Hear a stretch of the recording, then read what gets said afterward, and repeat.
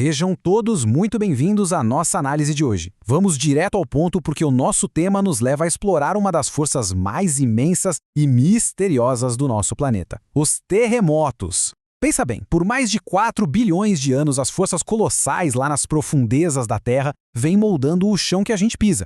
Mas o louco é que mesmo com todo o nosso avanço tecnológico e monitoramento moderno, esses movimentos súbitos e catastróficos da crosta ainda são um baita de um quebra-cabeça para a ciência. É um fenômeno que opera numa escala planetária e que francamente foge totalmente do nosso controle. E para a gente entender a verdadeira dimensão e o peso real dessa força, basta olhar lá para o passado e ver como as pessoas lidavam com o imponderável. Pegando o devastador terremoto de Lisboa em 1755, por exemplo, o filósofo Voltaire escreveu um trecho angustiante na obra Cândido. O mar ergueu-se fervendo no porto. 30.000 habitantes foram esmagados sob as ruínas. É pesado, né? Mas ele estabelece imediatamente o impacto visceral e as consequências catastróficas que os eventos sísmicos sempre tiveram ao longo da nossa história. Beleza, vamos lá então. Nosso roteiro de hoje é o seguinte: 1. Uma rede sísmica global. 2. Anatomia de um terremoto. 3. Medindo o tremor. 4. Sismos históricos na América do Norte. E para fechar, 5. A busca pela previsão. Parte 1. Uma rede sísmica global. Olha, uma ameaça que pode atingir literalmente qualquer canto do mundo exige uma resposta na mesma proporção, super vasta e colaborativa. Para a sismologia funcionar, não dá para ter fronteiras. Existem várias organizações espalhadas pelo globo trabalhando sem parar. Agências como a AFAD na Turquia, o NICILI na Índia e o USGS nos Estados Unidos unem forças o tempo todo. Um exemplo muito legal é o EMSC, lá da Europa e do Mediterrâneo, que tem mais de 70 institutos membros. Eles operam um sistema super rápido de coleta de dados e chegam a usar relatos em tempo real de quem sentiu o tremor para espalhar alertas cruciais na velocidade da luz. Toda essa rede internacional de colaboração faz total sentido quando a gente olha para o mapa. A atividade sísmica avassaladora do nosso planeta não cai do céu de forma aleatória. Ela fica muito concentrada no famoso Círculo de Fogo. É esse cinturão gigantesco ao redor do Pacífico que abraça as costas das Américas, passa pelo Japão e vai até o Sudeste Asiático. E tem um dado bem duro aqui: 500 mil de pessoas já perderam a vida em terremotos justamente nessas áreas demarcadas. Parte 2. A anatomia de um terremoto. Agora que a gente já sabe onde eles acontecem, vamos descer lá fundo no subsolo para entender o mecanismo por trás disso. Basicamente, um terremoto é a liberação abrupta de uma quantidade absurda de energia acumulada. Submetida a pressões gigantescas do manto, a crosta terrestre não fica paradinha. Quando a tensão passa do limite que as rochas aguentam, elas simplesmente quebram e estalam, pulando para uma nova posição. Isso rola nas chamadas falhas geológicas. E a gente tem dois grandes protagonistas aqui: as falhas transcorrentes, marcadas pelo movimento horizontal, e as falhas de mergulho, onde o deslocamento do bloco de pedra é primordialmente vertical.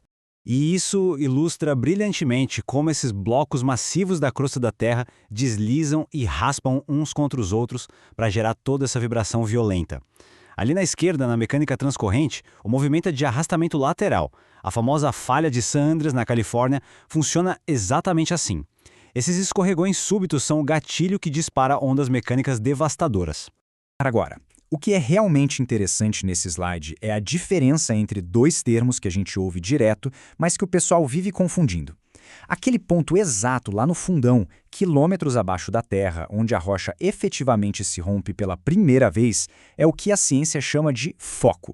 Já o famoso epicentro é o pontinho na superfície bem aqui em cima, exatamente na mesma linha vertical sobre o foco.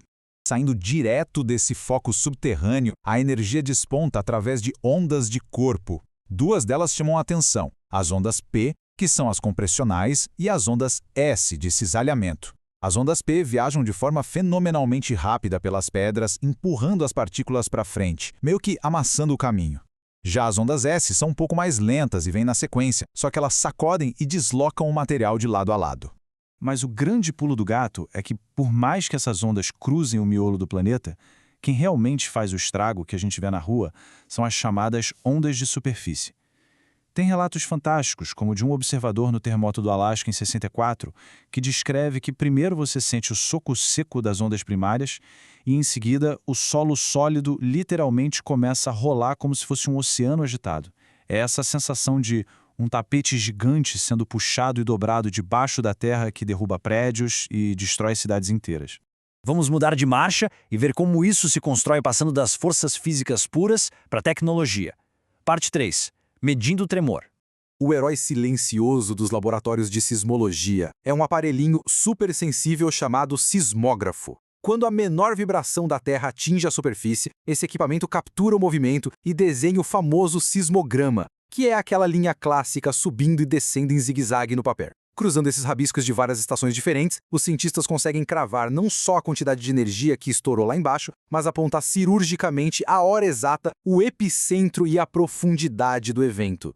Na hora de classificar toda essa força, a gente não pode misturar as coisas. Existem duas escalas principais que conversam sobre realidades diferentes. A super conhecida escala Richter é matemática, objetiva e totalmente logarítmica. Isso significa, trocando em miúdos, que subir do nível 6 para o nível 7 na escala resulta em um abalo 10 vezes maior. Por outro lado, a gente tem a escala de Mercalli modificada. Ela usa algarismos romanos de 1 a 12 e foca na história humana. É uma avaliação subjetiva que mede a extensão da catástrofe baseada em quantos prédios caíram e em como as pessoas sentiram o impacto. Parte 4. Sismos históricos na América do Norte. Essa parte histórica é crucial para a gente materializar como essas escalas moldaram fisicamente as nossas civilizações. Para dar uma dimensão da coisa, em 1811 rolaram tremores na região de New Madrid, no Missouri, que foram tão brutos que puderam ser sentidos numa área impressionante de mais de 2 milhões de milhas quadradas. É chão pra caramba, pegando quase o país inteiro. Pulando para 1906, tivemos o trágico terremoto de São Francisco, que deixou a metrópole em pedaços e quase 700 vítimas. E avançando para 1964, o Alasca foi atingido por um sismo que liberou talvez o dobro da energia de São Francisco, criando cenários assustadores muito além da simples vibração do solo. O desastre de 1964 no Alasca deixa uma grande lição. Quando a magnitude chega em níveis extremos, o terremoto vira um gatilho para reações em cadeia impiedosas. Com a tremedeira, a encosta de bairros inteiros derreteu, arrastando um monte de casas num deslizamento de terra bizarro.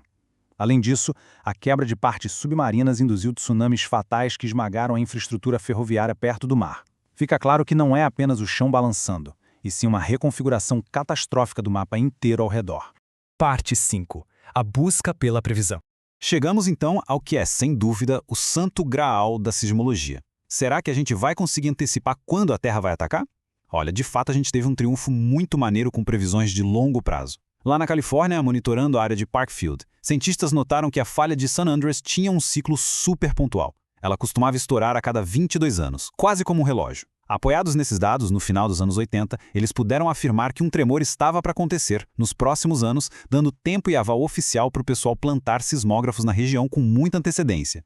A previsão de longo prazo, calculando intervalos de décadas, provou que a ciência está no caminho certo. Mas aí vem a pergunta de $1 milhão. A gente já tem a tecnologia, os dados e a precisão fina para transformar essa análise de décadas em um alerta de curto prazo, do tipo que avisa com dias ou horinhas de antecedência, o suficiente para um prefeito mandar evacuar uma cidade toda. Por mais cômico que pareça, durante as pesquisas nos portais do governo para essa análise, a gente deu de cara com alguns alertas de erro tipo acesso negado e aquele famigerado erro 404, página não encontrada. E, brincadeiras à parte, não existe metáfora mais brilhante para a situação atual da previsão de curto prazo. Prever o momento exato em que uma microfalha vai rachar ou decodificar os ruídos minúsculos do subsolo, bem, isso ainda está bloqueado. Por enquanto, as coordenadas exatas da previsão de curto prazo não computam de jeito nenhum. Então, o ponto crucial é o reconhecimento de onde a gente se encontra. Deixamos as lendas sobre castigos divinos no retrovisor e construímos uma sociedade com engenharia forte o bastante para aguentar o tranco de grandes abalos. Mas fica a reflexão final. Quais saltos de tecnologia, quem sabe envolvendo inteligência artificial, computação quântica ou sensores gigantes, vão finalmente quebrar esse paradigma? O que vai ser necessário para a gente parar de apenas reagir aos tremores e finalmente prever o comportamento mais profundo do nosso planeta? É algo para se matutar bastante. Muito obrigado a todos que acompanharam essa nossa jornada por hoje. Um abraço e até a próxima.